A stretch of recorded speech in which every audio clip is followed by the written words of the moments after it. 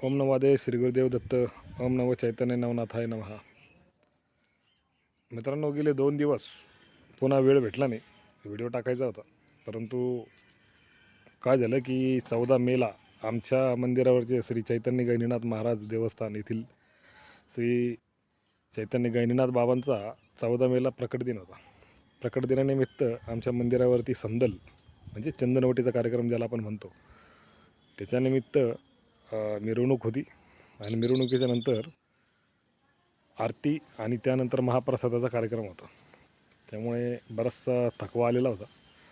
मग लगेच पुन्हा एक दिवस गेला की काल माझ्या अंदाजाने काल दर अमावस्या होती, शनी अमावस्या होती. मग तो पण थकवा होता, त्यामुळे व्हिडिओ बनवायला काही जमलं नाही. असो, या संदर्भात मी आपल्याला व्हिडिओच्या माध्यमातून अपडेट देईल की आमच्या मंदिरावरती कशा प्रकारे कार्यक्रम होतात, किती लोक उत्साहाने तिथे येतात आणि वगैरे वगैरे समजा. तर सांगायचा विषय असा की आमच्या छत्रपती संभाजीनगरला एक रिटायर्ड गृहस्थ राहतात, लिंगायत समाजाचे आहेत. मुद्दा असा आहे, समजा तुमची एखादी तुमची प्रॉपर्टी जर का तुम्हाला कोणाला द्यायचीच नाही आहे, तर समोरचा तुमच्यावर बळजबरी कसा करू शकतो? त्याचं एक जिवंत उदाहरण आहे. ते सद्गृहस्थ जे आहेत ते रिटायर्ड पर्सन आहे. नायब तहसीलदार म्हणून ते रिटायर्ड झालेले होते. त्यांची आमच्या इथला मेन एरिया जो म्हणतो आपण, ते एका मेन एरियामध्ये सिटी एरियात त्यांचं मला वाटतं एक 2,000 किंवा 3,000च्या आसपास असा प्लॉट होता मोठा. त्याच्यावरती बिल्डिंग वगैरे बनवली होती त्यांनी. त्यांना काही बिल्डरांनी मौकीची जागा असल्यामुळे त्यांना ती जागा मागितली. आता यांच्यापेक्षा त्यांचे मिसेस जे आहे, त्यांचे मिसेस नाही म्हटले त्यांना. ते म्हटले की आम्हाला ती प्रॉपर्टी तुम्हाला सेल करायची नाही आहे. मग आता ह्या बिल्डर लोकांनी काय करायला पाहिजे असं तुम्हाला वाटतं?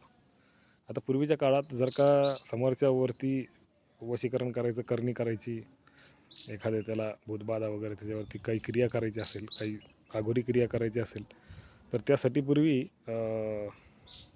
समोरच्या व्यक्तीचं नख, काय त्याचे केस वगैरे डोक्याचे, त्यानंतर त्याचं काय समजा लेडीज असेल तर तिचं ते पाळी आलेले जे काही कपडे समजा ते मिळवणं, पायाखालची माती मिळवणं, अंगावरचा कपडा चोरी करणे, अशातले प्रकार करून क्रिया केली जायची. परंतु आता डिजिटल जमान्यात जे अघोरी लोक आहेत ते पण किती डिजिटल झालेले आहेत तुम्ही बघा.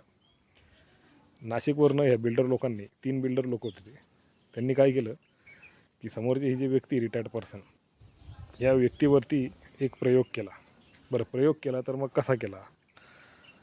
तर आजच्या डिजिटल युगात आपण म्हणतो त्याप्रमाणे त्यांनी फोटोवरनं त्या व्यक्तीवरती क्रिया केली. व ती क्रिया केल्यानंतर समोरच्या व्यक्तीला बराच त्रास व्हायचा. त्रास देण्यामागची मानसिकता अशी होती की त्यांनी तिथून चाललं जायचं किंवा विकून द्यायचं कोणाला तरी ते. परंतु गंमत अशी झाली की हे लोक एकदा आमच्या मंदिरावरती आले, माझ्या गुरूंना भेटले. आता माझे गुरु म्हणजे याच्यातले शाबरी विद्येतले माहीर आहे आणि नाथांच्या विद्येत पुढं हे अशा अघोरी विद्या टिकत नाही, ही गोष्टही तेवढीच खरी आहे. मग काय, माझ्या गुरूंनी त्या समोरच्या व्यक्तीच्या डोक्यावरती हात ठेवला आणि एक मंत्र फुटफुटला. तर जे अघोरी क्रिया करणारे जे लोक आहेत ते, आणि त्यांनी ज्यांच्याकडून ती क्रिया करून घेतली ज्या अघोरीकडनं, तो हे सगळे त्या रिटायर्ड पर्सनच्या तोंडूनच बोलायला लागले. म्हणजे किती कमाल आहे तुम्ही बघा. मी समोर बसून हे सगळा प्रकार बघत होतो, परंतु डोळ्यावरती या गोष्टीवरती विश्वास ठेवण्यासारखं नाही आहे. पण ही गोष्ट सत्य आहे. तुम्ही म्हणाल हा काही सांगतो का काय, पण हे सत्य आहे. माझे रोजचे आलेले अनुभव मी तुम्हाला शेअर करतो मित्रांनो. त्यामुळे अशा काही गोष्टी तुमच्यासोबत घडू शकतात. तर ह्या गोष्टीचं तुम्ही नक्की ध्यान ठेवलं पाहिजे. हाच एक अनुभव तुमच्यावर शेअर करायचा होता. आदेश अलकनंद.